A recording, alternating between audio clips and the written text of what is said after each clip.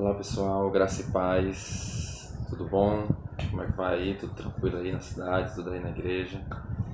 Gente, tô fazendo esse vídeo aqui, né? Alguns irmãos estão me perguntando como é que tá aqui, como é que tá acontecendo, o que é que a gente tá conversando, o que é que a gente tá recebendo de orientação. E eu quero passar para vocês, eu vou ver se todos os dias eu faço esse vídeo aqui, vou trabalhar para que todos os dias eu possa passar um resumo do que a gente conversou aqui, do que foi debatido, quais ações que nós tivemos, né? Então, eu vou começar hoje. Hoje nós tivemos quatro palestras trabalhando temas assim que se ligam um ao outro, né? Uma construção bem interessante. E a gente foi mais parte teórica hoje, mas são teóricos fundamentais, né? Já a partir de amanhã a gente já vai entrar nessa questão mais prática mesmo, vamos sair para a rua.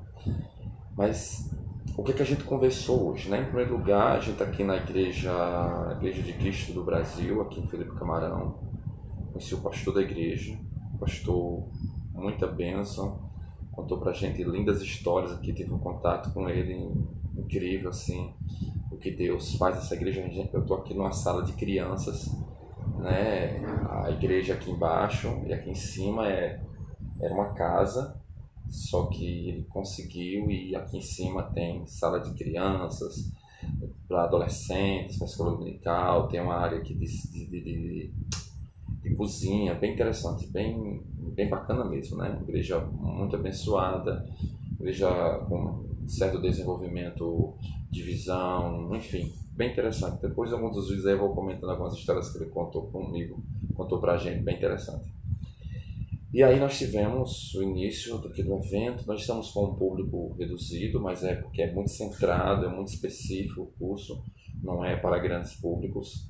Então, estamos trabalhando de maneira muito segmentada, entendeu? Em princípios muito exclusivos. Então, vamos lá. O que nós conversamos hoje? Como foi 4 palestras, eu vou trabalhar justamente os principais pontos de cada palestra, né? A primeira que nós tivemos foi sobre sobre cosmovisão e sobre paradigma, né? Quem ministrou foi um pastor americano, né, que é residente aqui no Brasil, chamado Douglas Lamp. Ele está há alguns anos aqui no Brasil, principalmente aqui no Rio Grande do Norte. E ele trouxe para a gente justamente essas duas ideias, que a primeira relacionada ao paradigma, que é a forma como as pessoas verem as coisas, né? E o que a igreja precisa fazer é justamente essa quebra de paradigma, ou seja, é como as pessoas veem, né, determinados assuntos, métodos, não só as pessoas fora da igreja, mas também dentro da igreja, mas que precisam ser desconstruídos, precisam ser quebrados para que uma nova visão entre. E a gente sabe que as novas visões às vezes não são tão muito aceitas, né? O novo às vezes não tem aquela credibilidade, mas que o evangelho ele é sempre baseado nisso, em novidades, né? Claro, só não muda os princípios. E a questão da cosmovisão, né? Que é a leitura que eu tenho do mundo, a leitura que eu tenho das coisas, a leitura que eu tenho sobre as pessoas, ambientes e assim por diante. Então, esses dois temas foi trabalhado bem interessante, de maneira bem expandida. Essa foi a primeira ministração. A segunda ministração, que foi ainda pela manhã, foi ministrado pelo pastor Nicodemos, que é pastor aqui de uma igreja aqui em Natal. Ele é pastor da igreja presbiteriana, muito bacana, eu conheci ele, pessoa maravilhosa, muito doce. E ele ministrou sobre, aí foi vamos dizer assim, foi o tema que durou todo o dia, que foi sobre missão integral. E ele começou assim como porta de entrada sobre esse tema, começando a nos fazer entender a questão do que é evangelho, mas de maneira mais ampliada, né? A gente geralmente sabe que evangelho é a boa notícia, mas como é que o evangelho ele se comporta? E um dos pontos que ele trouxe, vou dizer aqui para vocês, o primeiro seria que o evangelho ele ouve mais, ele fala menos. Então ele abre mais os ouvidos para ouvir as necessidades, né, das pessoas, para que o trabalho não seja naquilo que eu enquadro na minha mente, ou seja, eu olho para um lugar e eu já determino o que as pessoas precisam. É o grande engano. O evangelho não. O evangelho escuta as pessoas e aí ele trabalha dentro da necessidade. E aí tem um ponto bem interessante que nós conversamos, que foi apresentado, que foi a questão que o necessitado ele tem algo a contribuir né, para a igreja, ele tem algo a dar para a igreja, e muitas vezes a igreja está fechando os olhos para ouvir, né, aquilo que aquele necessitado tem para contribuir, porque ele sabe a necessidade dele mesmo. Então, de certa maneira, isso é uma contribuição para que você possa trabalhar de maneira específica. Outra coisa que foi dito nessa questão do Evangelho, que o Evangelho, as pessoas que estão incluídas nela, elas têm amor às ações que são feitas a elas.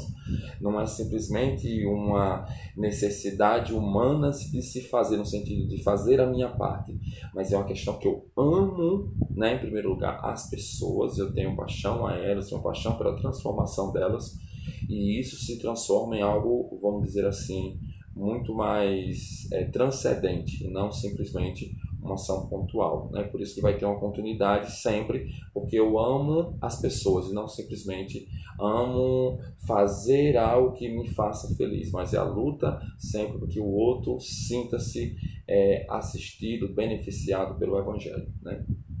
Uma coisa interessante que foi falado muito, que é a questão, eu achei isso bem interessante, que foi apresentado um ranking, uma estatística que muitos cristãos às vezes têm dificuldades de implantar o reino, de implantar o Evangelho, porque ela perde o seu ciclo de amizades, ela se converte e com o tempo ela vai de certa maneira se afastando, né, daquele que ele diz assim, as pessoas do mundo, e consequentemente ele não consegue mais ouvir as necessidades das pessoas, não consegue mais ouvir o que as pessoas estão precisando, né, porque ela quer viver sempre naquele mundo, do mundo dos cristãos, né, tal, e isso dificulta. Eu até comentei, muitas vezes as pessoas que se convertem da nossa igreja, elas se convertem e vão se isolando cada vez mais dos seus amigos, e aí, para quem eu vou pregar o Evangelho, né, se eu não tenho mais rede de contato? Isso é um ponto bem interessante.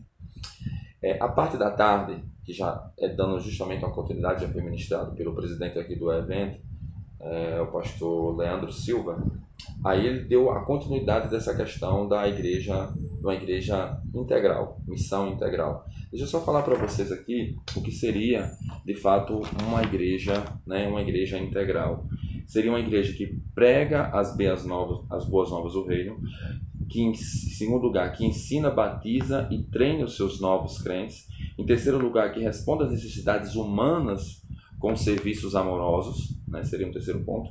Quarto ponto, a busca pelas transformações das estruturas das injustiças da sociedade. Ou seja, a igreja integral ela luta para que as estruturas que estão com debilidades possam ser restauradas pela igreja. Então ela está preocupada com o todo e não simplesmente com... Por isso que a questão de integralidade, ou seja, que ela está aberta a todas as necessidades, não apenas necessidades pontuais dentro da igreja, mas dentro da sua comunidade, dentro da sua cidade, por que não dizer também de mundo.